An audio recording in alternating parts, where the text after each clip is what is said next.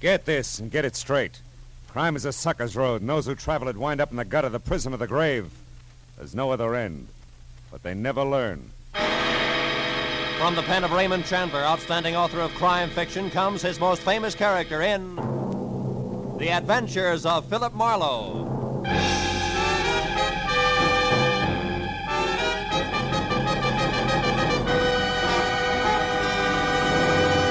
Now, with Gerald Moore, starred as Philip Marlowe, we bring you tonight's exciting story, The Fifth Mask.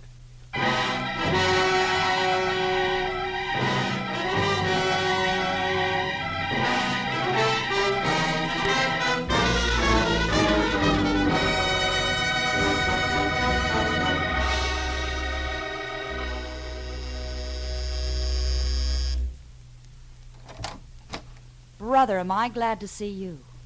You are Philip Marlowe. Yeah, I'm Marlowe. Well, come on in. You're not exactly what I expected, Phil. No? Mm-mm. I didn't realize private detectives came in the deluxe edition. You'd like a drink, wouldn't you? Now, look, when you called me a few minutes ago, it was strictly panic because your life was in danger, Miss Barr. Vivian'll do, Phil. Yeah, well, okay, Vivian. What's happened in the meantime? Happened? Nothing. Why? Well, you seem pretty well balanced for somebody on the edge of being a homicide statistic. Well, I'm doing my best to hang on to myself, that's all. Oh. But now that you're here, I can breathe again. You just sit down, won't you, over there? I'll fix the drinks. Uh-huh. We're going to get along fine, Phil, I can tell. Yeah, well, could be. There. Now we can be more comfortable. Your health, Phil. Your health is supposed to be the point, baby. You said a man threatened your life. Yes, a man named Fred Sears. A character I used to know. He was hurt in a hotel fire 6 months ago. Oh. Must have been his head. He thinks he wants to kill me, and he's come to town to do it. But now that you're here... I suppose he's got reasons, huh? Do they matter? Yeah. To me, at least. I like to know which end of the stick is short before I grab. Well, I'm not even sure myself. I only knew Sears briefly. Here's his picture, Marlowe. Mm-hmm. Oh, the whole affair was stupid. So you brought it to me instead of the police, huh? I brought it to you because I need private help, and I'm willing to pay for it. Pay very well, I might add. Oh, look, Phil, you don't have to bother about the reasons why.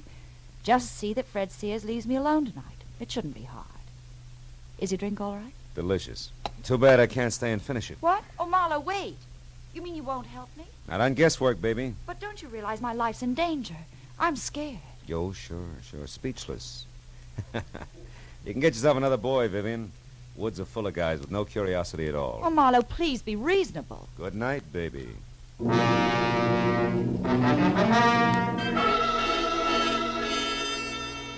I had no doubt that a guy named Fred Sears wanted to kill Vivian Barr, and that she was genuinely afraid of him, but I also had no doubt that working for her without all the facts was like playing blind man's buff with the front end of a jet plane.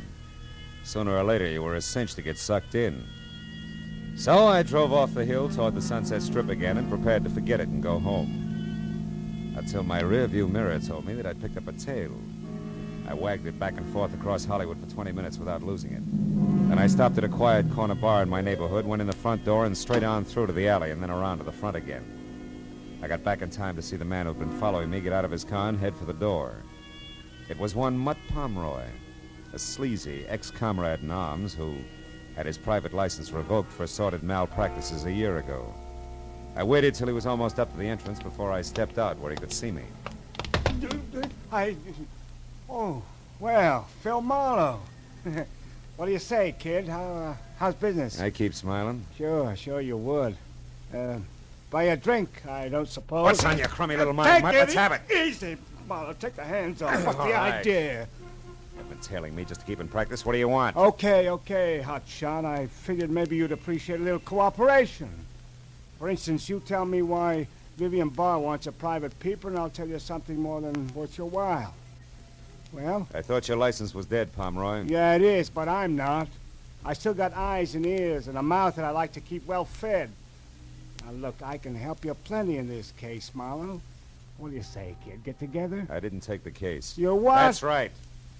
If I catch you tailing me once more, Mutt, I'll tie a can to you. Now beat it. Yeah, well, let me know when you need a hand, Marlowe. Right across your kisser.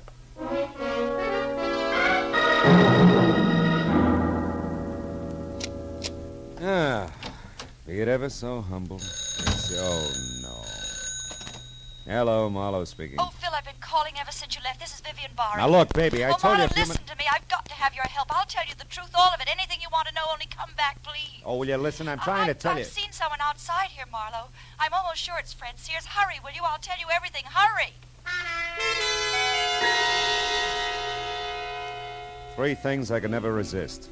Beer with a head on it, moonlight, and a beautiful dame. So I headed again for the parking terrace at Vivian's apartment house and made it in about 15 minutes. I was out of my car and halfway across the terrace before I noticed the changes. First, her apartment was dark. Second, a man who had just pulled a key from her front door lock froze when he saw me and then turned and bolted through a clump of hibiscus and cornered himself in an enclosed patio. He tried to make it over the wall, but the second time he fell back, I nailed him. No, please, let me go. I gotta get away from You're here. trying it the hard way, Buster, believe me. No, it'll be easier by way of Vivian's apartment first. Come on your feet. Now, who are you? I'm Douglas Peck. Douglas what? Just Douglas. Okay, just Douglas. We'll also straighten that one out inside. Go on, open the door. No, It's locked. Sure it's locked. Take the keys out of your pocket and unlock it. Hurry up. Who are you? Name's Marlowe. Go on inside. No, please, Marlowe. Listen, I can't go in there again. What's the matter? Afraid of the dark? Go on! Turn on the light. All right, then, all right. There. Vivian Barr's eyes were still open. But all the life had gone out of them. She'd slid half off the blue velvet divan onto the floor, and a gleaming gold satin she wore was stained red by a dark, stiffening smear on her chest. Her purse was open on the coffee table, and spilled out of it was a note addressed Dear Vivian and signed Fred Sears. What is it, Marlowe? What are you looking at? One good reason why Vivian Barr ended up like that? Here, read it. Dear Vivian, the broken back you handed me 6 months ago wasn't as hard to take as the broken promises. Count on seeing me real soon. Fred Sears. Yeah. Now, Douglas, to digress, assuming you didn't kill her and it was this Sears, what was your connection? Well, I was just a friend of hers.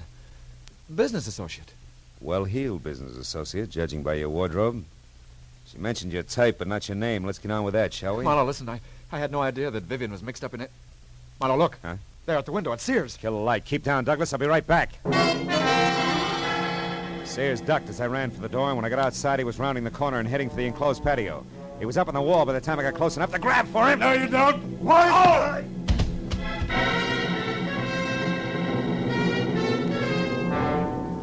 His foot caught me in the side of the head.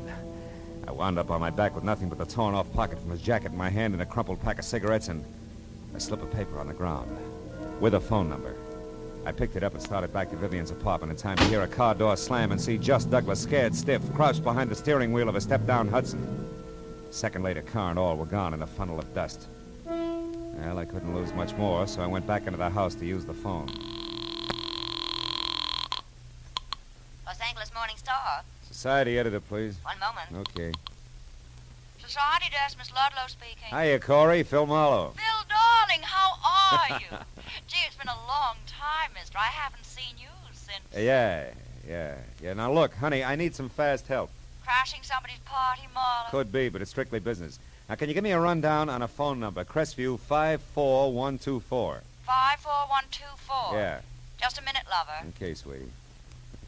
Oh, yeah, Phil. That's the old J.G. McKay mansion. 910 Mission Drive. Uh-huh. His niece Celia McKay has the place now. She married up with a guy named Paxton last fall, I think. She has oodles of money. Any help? I'll let you know. Thanks a lot, baby.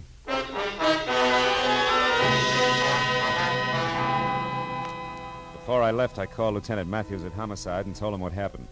He said he'd put out a call for Fred Sears and suggested I keep in touch. After that, I drove to Beverly Hills. The McKay mansion at 910 Mission Drive dominated the rows of bowing trees that lined the long, curving driveway like a dowager queen presiding at court. When I rang the bell beside a carved mahogany front door big enough for an airplane hangar, it was the butler who finally opened it for me. It was all he could manage. Yes, sir. My name's Marlowe. I'm a private detective. Like to see the head of the house, please. Have you an appointment, sir? No, this is a courtesy call so far. There's been a murder, Buster. Now, please get Mr. Paxton, Celia McKay Paxton, or any reasonable facsimile thereof, huh? Never mind, Cartwright. You can run along. I'll take care of this whatever it is. She was friendly, red-headed and hefty, but wore a dress so well draped it would have made a Notre Dame tackle look good. It was all held together at the neckline by a big dazzling brooch made up of items on a Mardi Gras motif, and each covered with enough jewels to retire a family of 5. Except for a space in the center, shaped like a mask, which was dull, black, and empty. I must have been staring because that's where she picked up the conversation.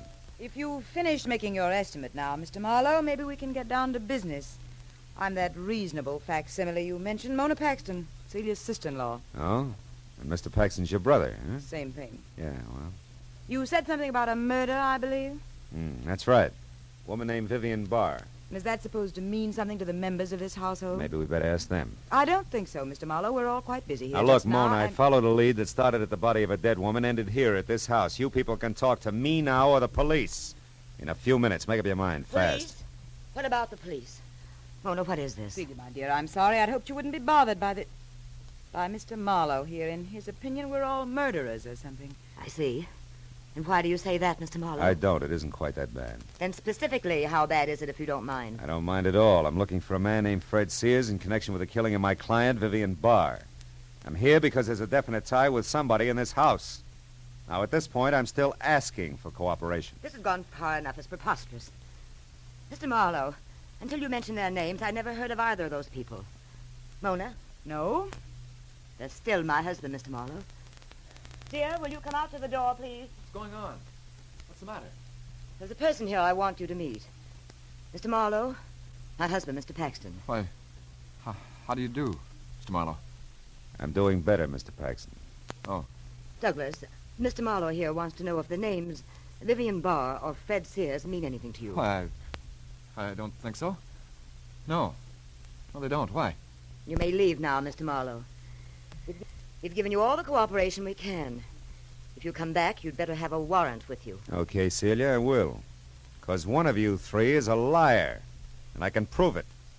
So if you want to talk it over before I call in the cops, I'll listen for a while. Hey, Cartwright. Yes, sir. You called, sir? Yeah, you look like a fairly honest man. Where can I get a good cup of public coffee around here? Why, there's a little shop 2 blocks down, sir. Thanks. And to you, Cartwright, good night.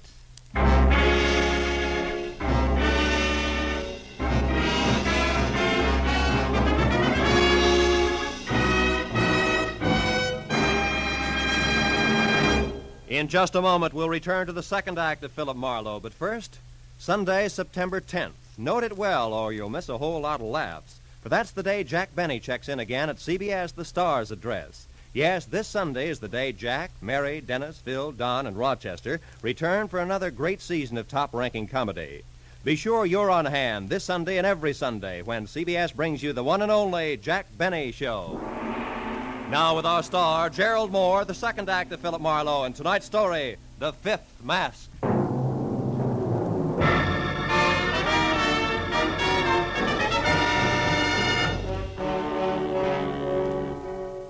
When the 2-ton front door of the Paxton home closed behind me, I dropped the cocky attitude quicker than a chorus girl lets her stage smile go when she hits the wings.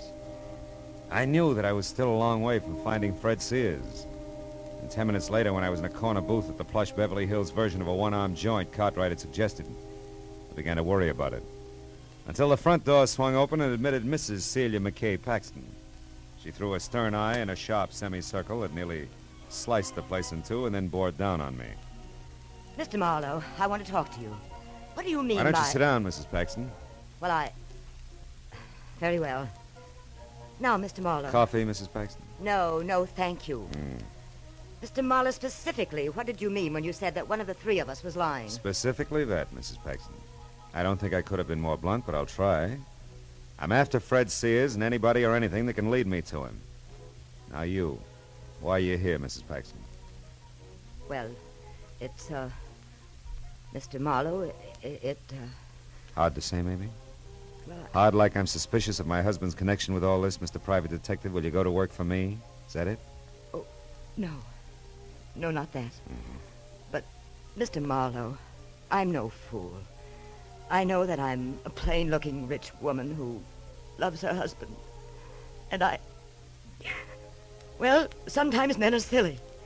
And if there is anything, Mrs. Paxton, I can't go to work for you. I don't take that kind of a job. Besides, I'm already working on your problem insofar as it concerns the late Vivian Barr. I don't understand that. You say you're looking for Fred Sears. But not overlooking anything else, Mrs. Paxton. Like the outside chance that Sears didn't kill Vivian Barr. I didn't see it happen, you know. It could have been somebody else. Who? You. But After all, you just implied a good motive. No, I didn't. I only gave you a suspicion. A dark, ugly thought I'm ashamed I ever had. That's all. And I didn't kill that woman, Mr. Marlowe. I know you didn't. It was only bait, Mrs. Paxton. I hoped you'd snap at it and come back with an answer that would get me to Sears. Mr. Marlowe, I never heard of these people before tonight. I know, that's what you said. But you see, Mrs. Paxton, even as you, I, too, sometimes have dark, ugly thoughts that I'm ashamed of. Only in my case, it's business. And tonight, the business is Vivian Barr's murder. Good night, Mrs. Paxton.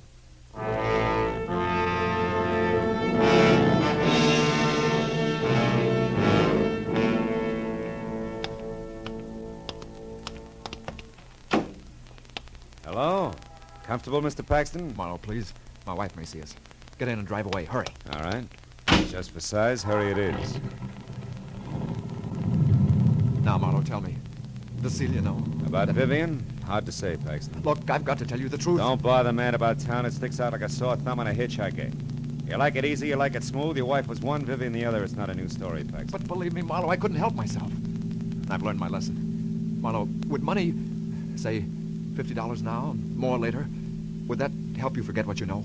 $50? Well? You didn't love Vivian Barr. You hated her, didn't you? I hated... How did you know that? That cheap bribe you just made. Indiscreet gentlemen with their backs against the wall don't offer peanuts now and more later unless they're broke. You could be broke, Paxton, if, for example, Vivian was blackmailing you out of every cent of your allowance. Good enough? She was rotten. Rotten enough to kill? Kill? Are you crazy? Marlowe, it was Sears. Maybe. I didn't see him do it. You had a good reason. He had a better one. Sears was taken in just like I was. When he met Vivian, he had a few $1,000s, and she fell in love with every one of them. You said a better reason, Paxton. And I'm getting to it. I came into Vivian's life after Sears was hurt saving her in that hotel fire. Saving her? Yes. I didn't know that. I thought he was hurt, period. Yes, that's all the papers got, but he was injured because he rushed into the fire to save Vivian. She couldn't afford to have it known that she was at that particular hotel at that particular time. She told me so herself. You didn't quit even then, huh? I couldn't, Marlowe. I wasn't strong enough. Then later, when I was, she wouldn't let me. Not without paying. And that's the whole story, Marlowe. Unless you're still holding back a lead on Sears. Why should I? Because if you're it, Paxton, not Sears, you've nothing left but the slim hope that Sears, who knows he's framed, will be shot running away from the police. No, you're wrong, Marlowe. That's not it. All right, then try this. If I'm wrong and Sears is still the one we want, he could also be after you, Paxton. You know, you're pivot man in that triangle, too. What? Why, I never thought of that. What am I going to do? Grab a cab and go home and hide in the cookie jar. Marlowe, don't be facetious. My life is... Relatively safe, Paxton. I was only trying to trick you into spilling something on Sears. Oh. Then you no longer think that I killed Vivian? I didn't say that. So long, Paxton.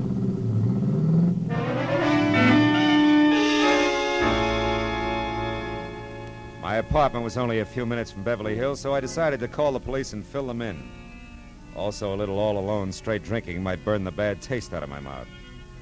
But when I was in the hall there, I knew it was going to be a little while before I got a chance to do either one.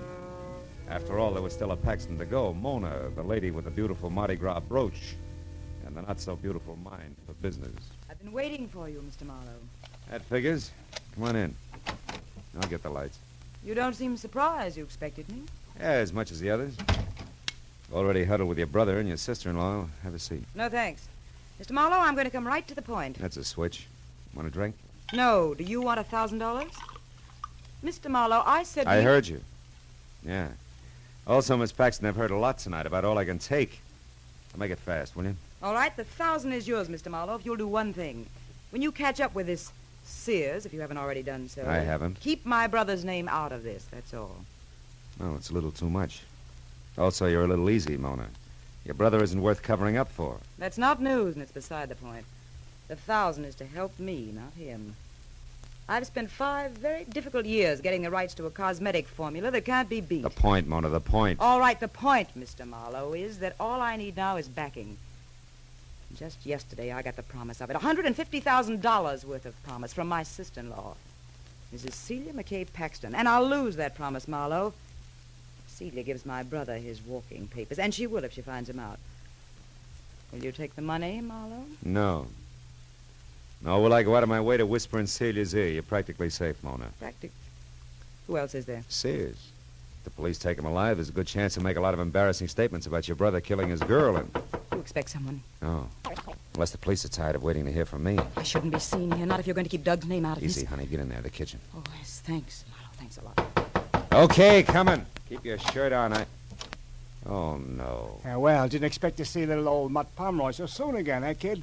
Mind if I come in? Very much. What do you want, Pomeroy? To show my wares, Phil boy. You know, like the jewel T-man. Skip the funnies. What is it? Fred Sears. I know where he is. You sure about that? Sure like I don't take $3 bills. I followed him tonight when he got away from you. All right, come in. Hey, nice place, Phil. What's your price, Mutt? 200. I'll pay one. The address. The money. Okay. Here. 15, 16, 80, 90, 100. Yeah. Thanks, Phil boy, thanks. The address says 31 Bayfront Drive, Santa Monica. It's an all-alone beach joint, kind of neat. Belongs to a friend of Sears who's out of town. Oh, he's using his car, too. I overheard him explaining to a neighbor. Yeah. Good night, Marlowe. See you around, huh, kid? Oh, Pomeroy. Yeah? Yeah. What is it, Phil? 2 questions. Uh-huh. First? Your connection with all this, what is it? Oh, a hunch that I could pick up a little extra. You see, I spotted Paxton out with that Vivian babe once, and I knew who he was. Also, I knew who his wife was, so I figured... Yeah, I know how you figured. Okay, but you said 2 questions, kid. The other. This! Whatever made you think I'd do business with a louse like you? Marlowe, he's unconscious? Yeah. If ever saw you here, your mailbox would get nothing but extortion notes for the next 6 months. He'll get out now. All right, Marlowe, but won't he ruin everything anyway? Don't worry, Mona. I'll convince him one way or another. Yeah. Let's see now. Hey, Marlowe, you crossed me. Sure, I'll do it every time, Pomeroy. We're conflicting personalities. Police headquarters. Like to speak to Detective Lieutenant Met. Holy cow. Hello. Police headquarters. Hello. Police. Never mind. Pomeroy, that little hunk of jewelry there on the rug just fell out of your pocket when I frisked you, didn't it? Didn't it? Yeah, sure it did. So what? So before I beat you senseless, get up and tell me where you got it. Come on, where'd you lift it? Come on, Pomeroy. Guy. Get your hands off. All right. I found it at that Vivian Bar's joint. It was on the floor and it sparkled like dough. She was dead, so I figured it might as Thanks, well... Pomeroy. You told me all I want to know. Don't wait up. Mutt!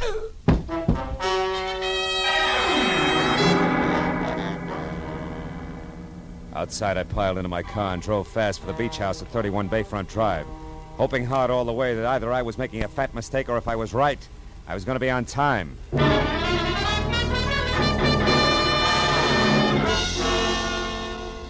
All told, it was about 40 minutes later when I screeched to a stop in front of the place and found it lights out and deserted. I was ready to start cheering until, from the closed garage that was tucked under a wing of the house, I heard it.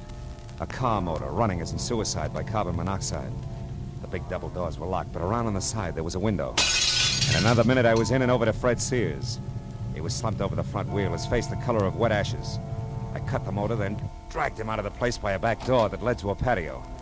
There I stretched him out on the ground and took a good look. A long look that left no doubt in my mind. I turned away from him when I heard a woman's footsteps on the walk outside near the window I'd broken. It was Mona Paxton. Marlowe, what is it? Marlowe, are you all right? Yeah, but don't come back here, Mona. It's not a very pretty sight. It's Sears. Sears? Yeah, I dragged him out here. He left the motor running, carbon monoxide. Oh, no. What a terrible way to go. No worse than Vivian Barr. How'd you turn up here, Mona? Follow me? Yes. Because I was worried about that man in your apartment. I wanted to ask you who he was. When I took off coattail flying, it looked like something important, huh? Yes, it certainly did. And it certainly was. Yeah. Well, I'd better get through to the police now. There must be a phone inside. You go wait at my car, huh? Quit shaking. After this, you haven't got a thing to worry about. Business, I mean. Yes, I know, but I just can't stop smiling. I'll be at the car, Marlowe.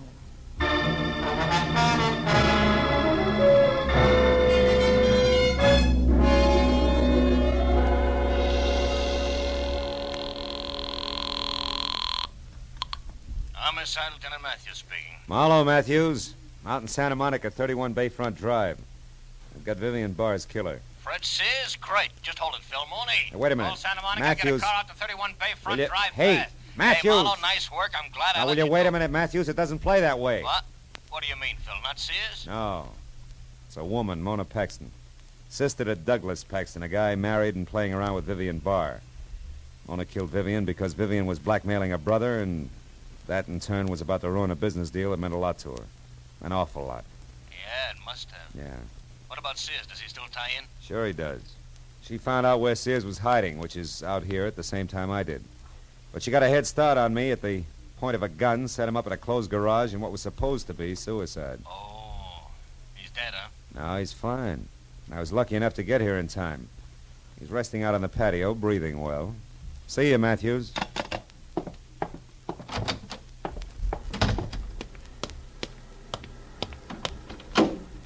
Everything's taken care of, Marlowe. Mm-hmm. Just about, Mona. Well, the police will, Correction. The police are here. Yeah. Doesn't take them long, does it, huh? No. I, for one, am glad of it. Just as soon get all this over with. You too, I guess. Yeah. Me too, Mona.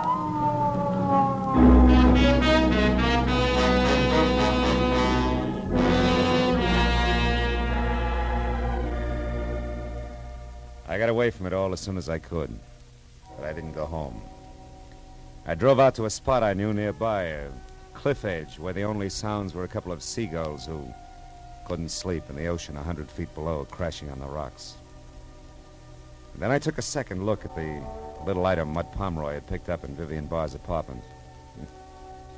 A collection of tiny stones, diamonds, emeralds, rubies, all in the shape of a small mask. A mask that I knew would fit in place exactly over an empty spot on Mona Paxton's Mardi Gras brooch. The proof that Mona had been to Vivian's place. Yeah, a little mask. We all wear them one way or another. We've all got something to hide. Maybe that's what's wrong with people, huh? They all think they've got to hide from each other and from themselves. Yeah, so I threw the little mask into the ocean, and then I went home.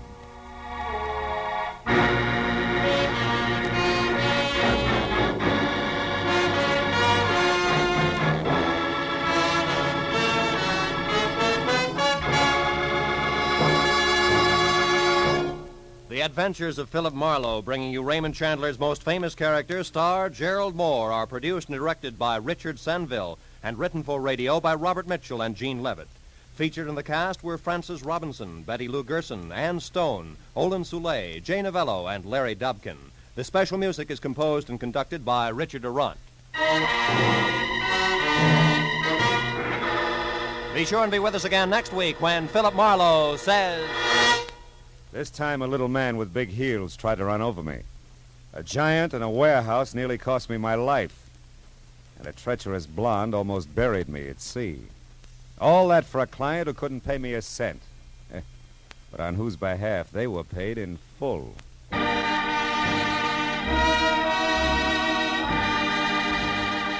This is Roy Rowan speaking for CBS, where you enjoy the Contented Hour every Sunday night, the Columbia Broadcasting System.